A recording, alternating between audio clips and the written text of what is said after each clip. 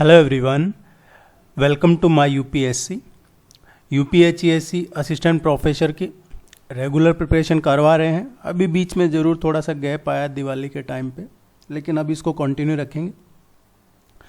उम्मीद है आप सभी अच्छे से प्रिपरेशन कर रहे होंगे, और जिन्होंने अभी तक भी तैयारी शुरू नहीं की है, आप सबसे रिक्वेस्ट है आप तैयारी शुरू कर दीजिए, अभी भी टाइम है। ये तो कंफर्म है कि नवंबर में एग्ज़ाम नहीं हो रहा है, होगा तो दिसंबर में होगा, और इतना टाइम है आपके पास कि मिड दिसंबर में भी एग्ज़ाम होता है, तो आप इजीली अच्छे से प्रिपरेशन कर सकते हैं। टेस्ट सीरीज ज्वाइन कर लीजिए।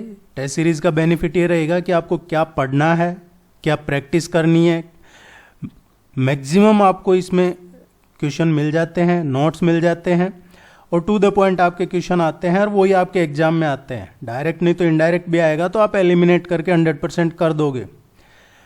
तो अगर आप सीरियसली प्रिपरेशन कर रहे हैं तो टेस्ट सीरीज जरूर ज्वाइन कीजिए। टेस्ट सीरीज का लिंक है नीचे डिस्क्रिप्शन में अवेलेबल है, कॉन्टैक्ट डिटेल अवेलेबल है, आप ज्वाइन कर लीजिए। इससे आपको मटेरियल मिल जाता है और आपकी प्रैक्टिस हो जाएगी, और कोई क्वेरी है तो आप पूछ सकते हैं कभी भी। चैनल को सब्सक्राइब कर लीजिए ताकि आपको नोटिफिकेशन मिलता रहेगा। Let's begin. 36 test already complete हो चुके हैं, ये टेस्ट नंबर 37 है।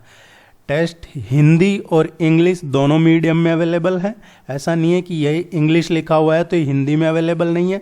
कुछ लोग इसको सिर्फ ओपन करते हैं, क्लिक करके ये इंग्लिश देख के और क्लोज करके चले जाते हैं, और फिर नीचे कमेंट करते हैं कि हिंदी में भी करवाइए, जबकि अभी पिछले 2 मिनट से मैं हिंदी में ही बोल रहा हूँ।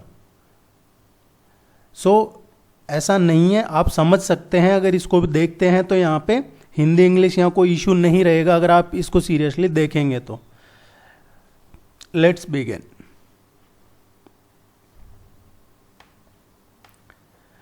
Who had established India independence league? India independence league या भारतीय स्वतंत्रता लीग जो है, इसकी स्थापना किसने की थी? इसकी स्थापना किसने की है? इंडिया इंडिपेंडेंस लीग की। देखिए, इंडिया इंडिपेंडेंस लीग है, इसका टोक्यो में एक मार्च 1942 में टोक्यो में इसका सम्मेलन आयोजित किया गया था, और वहीं इसका गठन किया गया था। और रास बिहारी बोस है, इन्होंने इंडियन इंडिपेंडेंस लीग की स्थापना की थी 1942 में। और रास बिहारी बोस इसके अध्यक्ष कब बने थे? बैंकॉक में जो सम्मेलन हुआ था, बैंकॉक सम्मेलन में रास Bihari Bose Indian independence league के अध्यक्ष भी चुने गए थे। आपको एक और ध्यान आ रहा होगा 1941 का। 1941 में जब सुभाष चंद्र बोस बर्लिन चले गए, वहाँ उन्होंने इंडियन लीग की स्थापना की थी। किसकी की थी? इंडियन लीग की स्थापना की थी सुभाष चंद्र बोस ने 1941 में बर्लिन में, और ये 1942 में रास बिहारी बोस ने इंडियन इंडिपेंडेंस लीग की स्थापना की, जो अंग्रेजों के खिलाफ लड़ने के लिए एक तैयार सेना थी। टोक्यो में इसका सम्मेलन हुआ था 1942 में। क्वेश्चन पूछा जाता है कई बार, रास बिहारी बोस इसके अध्यक्ष कब चुने गए थे? तो बैंकॉक सम्मेलन में चुने गए थे। टोक्यो मत कर दीजिएगा, ये टोक्यो सम्मेलन में तो इसका गठन हुआ था। बैंकॉक सम्मेलन में रास बिहारी बोस इसके अध्यक्ष चुने गए थे। सी इसका करेक्ट आंसर है। मुझे नहीं लगता इसमें हिंदी इंग्लिश का कोई इश्यू रहता है। Which of the following is not correctly match? इनमें से करेक्टली मैच कौन सा नहीं कर रहा है? इनकरेक्ट कौन सा है? गलत कौन सा है? इधर एग्रीकल्चर प्रोड्यूस है, जो एग्रीकल्चर प्रोडक्ट है, जो कृषि उत्पाद है वो है, और ये राज्य कौन सा राज्य है? गलत मैच कर रहा है। Largest producer of coffee, coffee का सबसे बड़ा उत्पादक राज्य कौन सा है? कर्नाटक। ये बिल्कुल 100 सही है। भारत की लगभग 70% से भी ज़्यादा कॉफ़ी कर्नाटक में ही उत्पादन होता है। लार्जेस्ट प्रोड्यूसर ऑफ पोटैटो, जो आलू है, उसका सबसे ज़्यादा उत्पादन उत्तर प्रदेश में होता है। लगभग 30% से भी ज़्यादा उत्पादन है जो आलू का उत्तर प्रदेश में होता है, यूपी में। सो ये स्टेटमेंट गलत है। Largest producer of cotton, cotton का लार्जेस्ट प्रोड्यूसर, ये कपास की बात हो रही है, ये गुजरात में ही होता है कपास सबसे ज़्यादा। लार्जेस्ट प्रोड्यूसर ऑफ व्हीट, जो गेहूं है, गेहूं का सबसे ज़्यादा उत्पादन उत्तर प्रदेश में ही होता है, लगभग 32% के अराउंड गेहूं का उत्पादन उत्तर प्रदेश में होता है। ये दोनों स्टेटमेंट सही है। पोटैटो जो है आलू, उसका मध्य प्रदेश में नहीं होता, उत्तर प्रदेश में होता है, और उत्तर प्रदेश के बाद आलू का वेस्ट बंगाल आता है, देन उसके बाद है जो बिहार आता है, देन गुजरात आता है, और उसके बाद में मध्य प्रदेश आता है। बी इसका करेक्ट आंसर होगा। आप चैनल को जरूर सब्सक्राइब कीजिएगा। In context of India's cultural, social and traditional history, वीरदास, मदका, खदीन, अप्तानी आर द नेम्स ऑफ। वीरदास, मदका, खदीन और अप्तानी ये किसके नाम है? ये आपके जो कल्चर है का पार्ट है, उसका क्वेश्चन है। Tribal groups which predominant in the eastern India, जो आदिवासी समूह पूर्वी भारत में है प्रबल रूप से, वो एंशियंट पोएट्स एंड राइटर्स, प्राचीन कवि और लेखक, rain water harvesting and irrigation system, जो वर्षा की सिंचाई प्रणाली है या वर्षा का जो जल संचयन करते हैं या सिंचाई प्रणाली इरिगेशन सिस्टम, वो आर्टिफिशियली बिल्ट सैलाइन लेक्स, जो कृत्रिम रूप से लवणीय लेक निर्मित हैं, वो इनमें से क्या है? ये वीरदास, मदका, खादिन और आप्तानी। देखिए ये जो हैं ये सभी इरिगेशन सिस्टम है, सिंचाई प्रणाली, और जो वाटर जल संचयन है बारिश के पानी का, उनके नाम है। ये करेक्ट पूछा है। थर्ड वन इसका करेक्ट आंसर आएगा, rain water harvesting and irrigation system के नाम है, ये ध्यान रखिएगा। जो आप्तानी है ये अरुणाचल प्रदेश में, अरुणाचल प्रदेश है, उसमें है ये। इनलेट आउटलेट के चैनल है, जो एक सीढ़ीदार एक्चुअली यूँ भूखंड जैसा होता है, और उसमें इनलेट आउटलेट चैनल है पानी के, अरुणाचल प्रदेश में है ये आप्तानी। दूसरा जो वीरदास है, ये जो कुएं वगैरह हैं, टैंक कहे जाएं, तो गुजरात का जो कच्छ का रण है, गुजरात में जो कच्छ है, वहाँ पे ये कुएं टाइप के होते हैं, उथले कुएं बोलते हैं इनको, ये है। ये भी सिंचाई के लिए है, इरिगेशन सिस्टम ही है, या इनमें बारिश का पानी इकट्ठा करते हैं। जो मदका है ये एक एक्चुअली लहरदार जैसी, लहर जैसी आकृति होती है, इसकी अलग डिफरेंट एक अनूठी अलग से स्ट्रक्चर होता है। ये भी इरिगेशन या पानी वाटर हार्वेस्टिंग के लिए यूज में लिया जाता है। खादिन है, ये एक मिट्टी का होता है, बहुत लंबा होता है, लगभग 100 से और 300 मीटर तक का लंबा होता है। ये जो पहाड़ी ढलान है वो पहाड़ी के निचले ढलान पे बनाया जाता है, जो बजरी से ऊपर होते हैं, बजरी से ऊपर, पहाड़ी ढलान से नीचे होते हैं पानी को रोकने के लिए। सो ये चारों ही रेन वाटर हार्वेस्टिंग और इरिगेशन सिस्टम है। The system unit of personal computer typically contains all the following except. जो पर्सनल कंप्यूटर का जो सिस्टम यूनिट है उसकी बात हो रही है। पर्सनल कंप्यूटर सभी के पास होगा। जिसमें सिस्टम यूनिट है उसमें आमतौर पे किसके अलावा सभी चीज़ें होती हैं। देखिए जो पर्सनल कंप्यूटर का सिस्टम यूनिट है, एक क्वेश्चन पूछा जाता है, इसको सीरियसली देखिएगा। सिस्टम यूनिट क्या है? कंप्यूटर का वो हिस्सा होता है जिसमें सभी जो प्राइमरी उपकरण होते हैं, प्राइमरी जो कंप्यूटर के उपकरण होते हैं वो इसी सिस्टम यूनिट में होते हैं। अब ये क्या करते हैं, प्राइमरी जो उपकरण है इस क्या काम आते हैं, ये जो भी कॉम्प्लेक्स कैलकुलेशन है उनका संचालन करते हैं और रिजल्ट देते हैं। तो कंप्यूटर का जो सिस्टम यूनिट है उसमें जो जटिल गणनाएं हैं या फिर उनको संचालन करना या फिर उनका रिजल्ट देते हैं, वो कौन करता है? यही करते हैं जो सिस्टम यूनिट है, और इनके जो प्राइमरी उपकरण होते हैं वो करते हैं। अब इसमें कौन कौन आते हैं? इसमें मदरबोर्ड आ गया, आपका सीपीयू आ गया, रैम आ गया, मॉनिटर आ गया, ये सभी इसी में शामिल होते हैं प्राइमरी उपकरण में, और यही पार्ट है सिस्टम यूनिट का। लेकिन जो डिस्क कंट्रोलर है वो इसका पार्ट नहीं होता है। बी इसका करेक्ट आंसर है। डिस्क नियंत्रक इसका हिस्सा नहीं होता है सिस्टम यूनिट का। The Rio declaration on the environment and development and agenda 21 encouraged people to, ये जो पर्यावरण से संबंधित है, पर्यावरण और विकास का जो रियो घोषणा या एजेंडा 21 है, इसकी बात है, इसने लोगों को किस चीज़ के लिए प्रोत्साहित किया है? ये जो एजेंडा 21 है ये सस्टेनेबल डेवलपमेंट के लिए, सतत विकास, इसके संबंध में जो यूनाइटेड नेशन है उसकी एक कार्य योजना है और ये गैर बाध्यकारी कार्य योजना है। आपने सुना होगा 1992 रियो डी जेनेरियो ब्राज़ील में ये अर्थ समिट हुआ था। ये कई बार पूछा जाता है आपके एग्जाम में, डायरेक्ट इनडायरेक्ट इसका क्वेश्चन आएगा। Earth summit 1992 Brazil Rio de Janeiro, ये ध्यान रखना है। और ये उसी का एक प्रोडक्ट है एजेंडा 21। और इसका जो उद्देश्य है ये है कि जो प्रत्येक जो भी गवर्नमेंट है उसको अपना एजेंडा तैयार करना चाहिए। और वो किस बेस पे तैयार करना चाहिए, क्या इनकरेज करता है ये? Think global act local, globally सोचिए लेकिन एक्ट लोकली कीजिए। ए इसका करेक्ट आंसर है।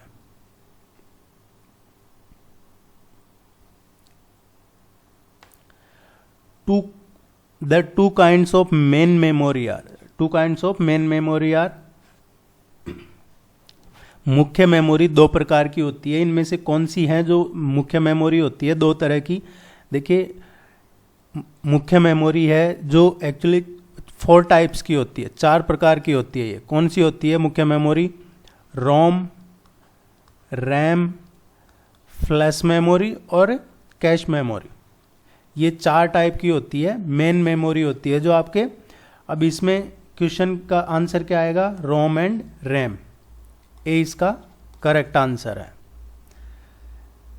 टेस्ट सीरीज ज्वाइन कर लीजिए, आपको बहुत बेनिफिट मिलेगा, इसका रेगुलरिटी बनी रहेगी और आपको सोचना नहीं पड़ेगा क्या पढ़ना है। आपको क्या पढ़ना है वो भी आपके पास रहेगा और किस तरीके से पढ़ना है वो भी पता रहेगा। Heuristic method of teaching was developed by, ये टीचिंग का मेथड है, ये किसने डेवलप किया है? ये H.E. आर्मस्ट्रॉन्ग का है, हेनरी E. आर्मस्ट्रॉन्ग ने का लिखित है। ये शिक्षण का अनुमानी पद्धति बोलते हैं इसको। ये पहली बार है जो 1902 में ये प्रकाशित हुई थी।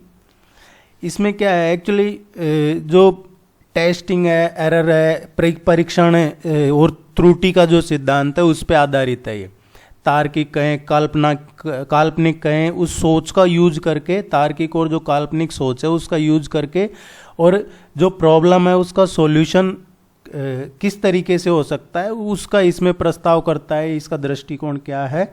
Henry E. आर्मस्ट्रॉन्ग। सी इसका करेक्ट आंसर है।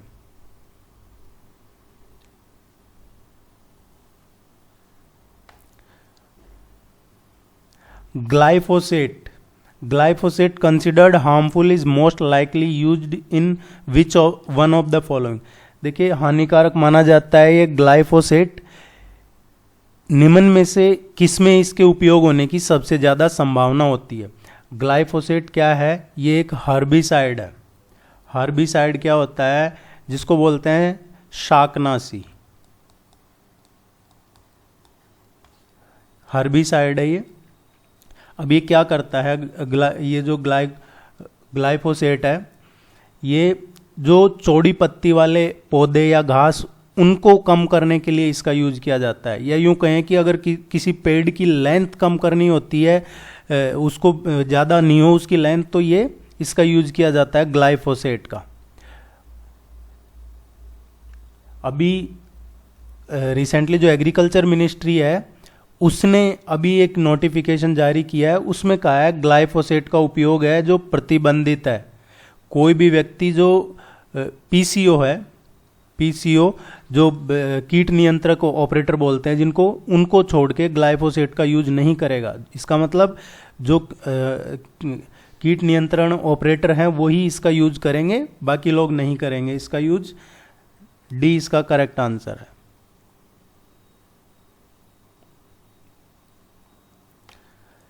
The transfer of capital of British India from Calcutta to Delhi was affect during the period of, ये सीधा ये पूछ रहा है क्वेश्चन में कि ब्रिटिशर्स के टाइम पे भारत की राजधानी कलकत्ता से दिल्ली जो ट्रांसफ़र की थी, स्थानांतरण की थी, वो किसके टाइम पीरियड में की थी, कौन था वायसराय उस टाइम पे, ये सारे वायसराय हैं, तो कौन से वायसराय के टाइम पे की थी। देखिए इसकी जो फाउंडेशन तैयार की गई थी, इसकी जो नींव रखी थी कलकत्ता से दिल्ली शिफ्ट करने की, ये 1911 में रखी थी, जब जो जॉर्ज पंचम है वो उसने दिल्ली दरबार, पूछा जाता है कई बार दिल्ली दरबार ये जॉर्ज पंचम के टाइम का है, जॉर्ज पंचम के टाइम का, और उस टाइम पे 1911 में इसकी नींव रख दी थी। बाद में जब वायसराय था लॉर्ड इरविन, उसके टाइम पे इसका उद्घाटन हुआ था। लॉर्ड वायसराय जो था वो इरविन, उसके टाइम पे उद्घाटन हुआ था। और ट्रांसफर के टाइम पे कौन था वायसराय, लॉर्ड हार्डिंग्स। डी इसका करेक्ट आंसर है।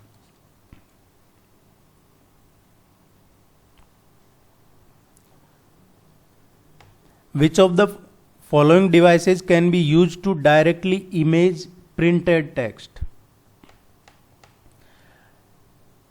किस डिवाइस का यूज किया जाता है डायरेक्टली इमेज प्रिंटेड टेक्स्ट। देखिए एक क्या होता है कि आपकी कोई इमेज है और उससे टेक्स्ट में कन्वर्ट करना, आपने देखा होगा पीडीएफ टू वर्ड या वर्ड टू पीडीएफ या वर्ड टू पीपीटी, इस तरीके के कई आते हैं कन्वर्टर, और इमेज से पूछ रहा है, ये इमेज से टेक्स्ट प्रिंट करने के लिए। सो इसके लिए OCR का यूज लिया जाता है। OCR आता है, इनबिल्ट ही आता है कईयों में, तो ये कईयों में इसको आप जो ऑनलाइन बाहर से यूज ले सकते हैं। जो OCR है ये ऑप्टिकल कैरेक्टर रिकग्निशन है, ऑप्टिकल कैरेक्टर रिकग्निशन, ए इसका करेक्ट आंसर है। ये क्या करता है एक्चुअली, उसको जो इमेज है उसको टेक्स्ट में कन्वर्ट कर देता है।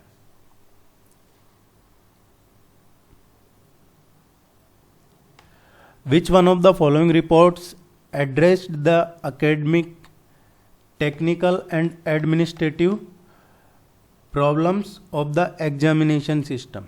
एग्जामिनेशन सिस्टम, तो ये आपके हायर एग्जामिनेशन से रिलेटेड ही क्वेश्चन है। Report on standards of the educational system 1965, जो शैक्षणिक प्रणाली है उस पर जो रिपोर्ट आई थी 1965, उस पर report of university education commission 1948-49 में जो विश्वविद्यालय शिक्षा आयोग की रिपोर्ट आई, उस पर सार्जेंट रिपोर्ट 1944 की, जो या फिर हार्टॉग कमेटी की रिपोर्ट आई 1929 में। सो इसका करेक्ट आंसर आएगा ए। ये जो परीक्षा प्रणाली में जो शैक्षणिक तकनीकी या जो प्रशासनिक समस्याएं हैं उनका रिपोर्ट किस पे बेस्ड था, ये एजुकेशनल सिस्टम 1965 की जो रिपोर्ट थी, शिक्षा प्रणाली के मानकों पे जो रिपोर्ट थी, वो इसका करेक्ट आंसर है। चैनल को सब्सक्राइब कर लीजिए आप। Who developed the theory of multiple intelligence, ये मल्टीपल इंटेलिजेंस का सिद्धांत किसने विकसित किया है। मल्टीपल इंटेलिजेंस एक्चुअली क्या होता है, इसमें जो स्टूडेंट्स हैं उनके द्वारा सीखने और जानने के कई तरीके होते हैं, मतलब इसमें डिफरेंट तरीकों से सीख सकते हैं, जान सकते हैं। ये इसमें क्या है कि जो नंबर्स, इमेज, म्यूजिक, इस तरह की कई डिफरेंट है, जो इसमें सेल्फ टेस्टिंग है, खुद का असेस कर सकते हैं, या फिर जो शारीरिक गति है, प्रकृति है, उसके अनुरूप इसमें तमाम चीज़ें होती है। मल्टीपल इंटेलिजेंस इसीलिए बोला जाता है इसको। ये किसने डेवलप किया है, ये थ्योरी, ये सिद्धांत, ये हावर्ड गार्डनर ने डेवलप किया है। डी इसका करेक्ट आंसर है। कोई भी डाउट है, क्वेरी है, ये व्हाट्सएप नंबर है, आप इस पे पूछ सकते हैं।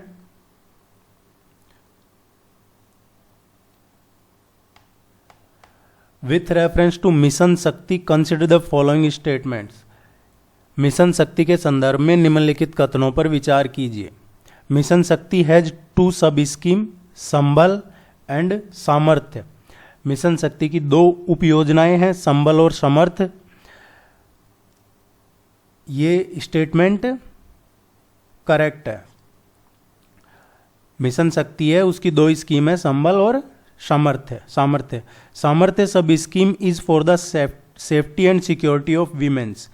जो सामर्थ्य सब स्कीम है ये किसके लिए है? ये है empowerment of women's, empowerment of women, महिला सशक्तिकरण के लिए है ये सामर्थ्य। तो ये स्टेटमेंट सही नहीं है। संबल जो है, संबल सब scheme is for empowerment of women, ये जो संबल है ये किसके लिए है? It is for safety and security of women. तो ये इंटरचेंज है, दोनों स्टेटमेंट सही नहीं है। आप इनको जरूर नोट कीजिएगा, ये क्वेश्चन एक्सपेक्टेड है आपके एग्जाम में। क्वेश्चन पूछा, आंसर करेक्ट कौन सा होगा? जो सही होगा वो है ए, पहला ही सही है, दो इंटरचेंज है। अदरवाइज आपको पीडीएफ वगैरह मिल जाता है इसका टेस्ट सीरीज में।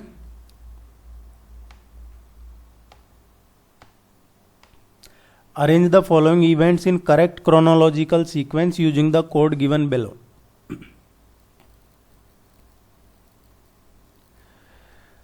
सत्याग्रह against the Rowlatt act, Rowlatt act के खिलाफ जो सत्याग्रह हुआ था वो चंपारण सत्याग्रह, खेड़ा पीजेंट स्ट्रगल, जो खेड़ा सत्याग्रह बोलते हैं, अहमदाबाद मिल स्ट्राइक, अहमदाबाद मिल में जो हड़ताल हुई थी वो। देखिए सत्याग्रह रॉलेट एक्ट के अगेंस्ट जो सत्याग्रह हुआ था, ये महात्मा गांधी जी ने ब्रिटिश सरकार द्वारा जो एक रॉलेट एक्ट पारित किया था और ये शुरू किया था अप्रैल। वैसे तो आपने जो हिस्ट्री के वीडियो हैं सारे देख लिए होंगे, तो आपको पता होगा रॉलेट सत्याग्रह वो करवा रखा है। जिसने अभी तक भी नहीं देखे हैं वो चैनल पे अवेलेबल है, या फिर अभी एक किया है काम नया कि जितने भी वीडियोज हैं उन सबका एक आर्टिकल में डाल दिया है सबको। उस आर्टिकल का लिंक आपको नीचे डिस्क्रिप्शन में मिल जाएगा। टेस्ट सीरीज का लिंक और आर्टिकल दोनों का लिंक डिस्क्रिप्शन में है। और नहीं मिले तो ये जो व्हाट्सअप नंबर है इस पे आप कांटेक्ट करके पूछ लीजिएगा। उसमें आपको ढूंढना नहीं पड़ेगा, इस व्हाट्सअप नंबर पे आपको ढूंढना नहीं पड़ेगा। आपको सीधा वो उसमें जितने भी हिस्ट्री, पॉलिटी, ज्योग्राफी या जनरल स्टडीज़ के टेस्ट हुए हैं उन सब का लिंक अवेलेबल है। आपको जो भी टेस्ट देना है आप डायरेक्ट वहाँ उस पर क्लिक करके वो टेस्ट वीडियो देख सकते हैं। ये अप्रैल 1919 में 6 अप्रैल को, एक्चुअली 6 अप्रैल 1919 को महात्मा गांधी ने शुरू किया था। जो चंपारण सत्याग्रह है, चंपारण सत्याग्रह महात्मा गांधी जी का भारत में गांधी जी के नेतृत्व में पहला सत्याग्रह आंदोलन था। ये एग्जाम में पूछे जाते हैं और इसमें कंफ्यूज हो जाते हैं आप। ये ब्रिटिश उपनिवेश के काल के दौरान जो बिहार का चंपारण डिस्ट्रिक्ट है वहाँ पे वो किया था। ये 1917 में किया था। खेड़ा में जो पीजेंट मूवमेंट है, खेड़ा सत्याग्रह बोलते हैं इसको, खेड़ा गुजरात में है। और यहाँ पे ब्रिटिश राज की अवधि के दौरान क्या था, महात्मा गांधी ने यह सत्याग्रह आंदोलन किया था। और ये एक बड़ा विद्रोह भी था। ये तीसरा सत्याग्रह आंदोलन था गांधी जी का, ये 3rd सत्याग्रह आंदोलन था। क्योंकि दूसरा कौन सा था, अहमदाबाद मिल स्ट्राइक है, दूसरा ये हो गया था। अहमदाबाद मिल स्ट्राइक कब शुरू किया था, 1918 में। 1918 में एक ये तीसरा, चौथा ये शुरू किया था गांधी जी के। 4 इंपॉर्टेंट है। 1918 में अहमदाबाद मिल स्ट्राइक किया था दक्षिण अफ्रीका से लौटने के बाद गांधी जी ने। ये इसमें जो सूती मिल है उसमें हड़ताल की थी, भूख हड़ताल वगैरह। सो अब इनको क्रोनोलॉजिकल ऑर्डर में जमाना है। अब एक चीज ध्यान रखनी है आपको कि जो खेड़ा सत्याग्रह हुआ था गुजरात में, ये अहमदाबाद मिल स्ट्राइक के 4 दिन बाद शुरू किया था। अहमदाबाद मिल की हड़ताल के 4 दिन बाद शुरू हुआ था खेड़ा सत्याग्रह। ये तो अहमदाबाद मिल स्ट्राइक पहले शुरू किया था।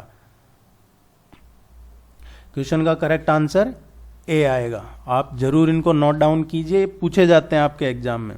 देखिए जिन्होंने दे रखा होगा पहले 46, 47, 50 एडवर्टाइजमेंट, उनको पता होगा। और जो पहली बार दे रहे हैं वो इन सभी क्वेश्चनों को सीरियस लेके चलिए। डायरेक्ट नहीं तो इनडायरेक्ट यहीं से क्वेश्चन आएंगे। Match list first with list second and select the correct answer from the code given. ये इंस्टीट्यूशंस है और ये लोकेशंस है। कौन सा संस्थान किस जगह पे है? Vikram Sarabhai space research centre, ये कहाँ है? ये तिरुवनंतपुरम में है, केरला में, ये सही है।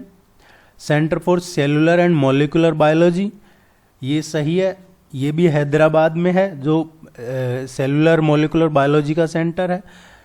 ISRO, Indian space research organisation, भारतीय अंतरिक्ष अनुसंधान संगठन, ये बेंगलुरु में है। The energy and resources institute, ऊर्जा संसाधन का संस्थान, ये नई दिल्ली में है।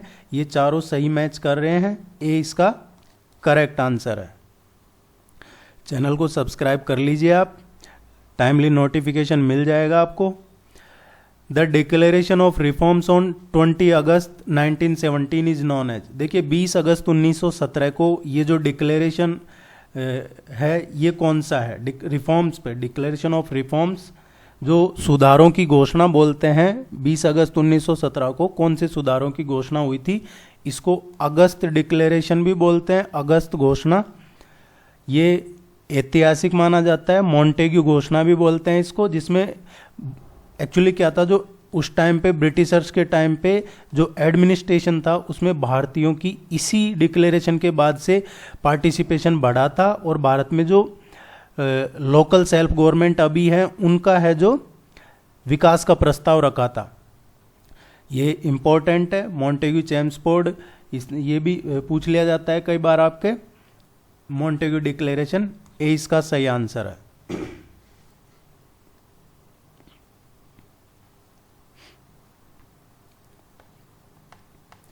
The solar eclipse achieves totally only limited geographical regions because, ये जो सूर्य ग्रहण होता है ये एक सीमित भौगोलिक क्षेत्रों में ही समग्रता प्राप्त करता है। क्यों?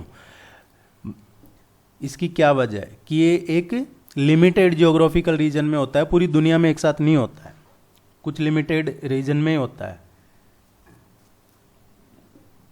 The size of the shadow of moon on the earth is small as compared to cross section of earth, जो पृथ्वी है उस पे चंद्रमा की छाया का आकार पृथ्वी का जो क्रॉस सेक्शन है उसकी कंपैरिजन में छोटा है। ये बात बिल्कुल सही है। जब सूर्य ग्रहण होता है, ये क्वेश्चन आएगा आपके सोलर एक्लिप्स का है जो पूछा जाएगा, सूर्य ग्रहण का किसी भी वे में पूछा जाएगा। आगे के टेस्ट में भी इसको और कोशिश करेंगे, कोई करंट का क्वेश्चन बनता है तो, या फिर स्टैटिक। जब चंद्रमा पृथ्वी और सूर्य के बीच से गुजरता है, चंद्रमा है ये पृथ्वी और सूर्य के बीच से गुजरता है, जिससे पृथ्वी का सूर्य का दिखता नहीं है पूरी तरह से, आंशिक रूप से है जो स्पष्ट हो जाता है, जैसा आपने अमावस्या के टाइम पे देखा होगा। और ये इससे पता भी चलता है कि चंद्रमा पृथ्वी कक्षा के सबसे ज़्यादा नज़दीक है। और पूर्ण ग्रहण में सूर्य की डिस्क क्या होती है, पूरी तरह से चंद्रमा से ढकी रहती है। यही इसका करेक्ट आंसर है, क्योंकि जो साइज होती है मून के शैडो की वो छोटी होती है अर्थ पे, जो अर्थ का क्रॉस सेक्शन है वो ज़्यादा होता है। यही इसका सही आंसर है।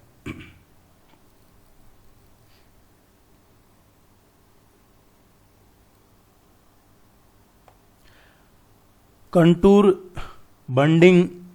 Bunding is a method of soil conservation used in, ये जो कंटूर बंडिंग क्या है, मृदा संरक्षण की एक विधि है। अभी मृदा संरक्षण जिसका उपयोग कहाँ किया जाता है, ये टेक्निक है सॉइल कंजर्वेशन, मृदा संरक्षण की, इसका यूज कहाँ किया जाता है? Desert margin liable to strong wind action, जो डेजर्ट मार्जिन है जहाँ तेज हवा इसके लिए जिम्मेदार होती है, यहाँ पे। Low flat plain close to stream courses liable to flooding, जहाँ पे निचले समतल मैदान होते हैं जो बाढ़ के लिए उत्तरदायी है, जो उनमें। Scrub land liable to spread to weed growth, जो स्क्रब लैंड है जो खरपतवार वृद्धि के फैलाने के लिए जिम्मेदार होते हैं, या इनमें से कोई नहीं। इस क्वेश्चन का जो करेक्ट आंसर है वो आएगा none of the above.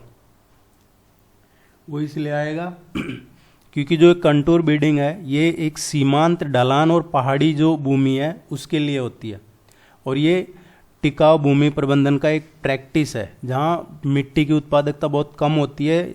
Nepal के जो जातीय अल्पसंख्यक हैं उनके द्वारा ये अपनाई जाती है, जिसको बोलते हैं हम स्थानांतरण खेती, उसमें ये टेक्निक यूज में ली जाती है। तो आपको ये ध्यान रखना है, कंटूर बंडिंग ये सीमांत या जो ढलान वाली है पहाड़ी भूमि उसके लिए यूज ली जाती है। डी इसका करेक्ट आंसर है। आप टेस्ट सीरीज जरूर ज्वाइन कर लीजिए, टेस्ट सीरीज का लिंक नीचे डिस्क्रिप्शन में है। और कोई क्वेरी है आप पूछ सकते हैं। All the very best, good luck, thank you very much.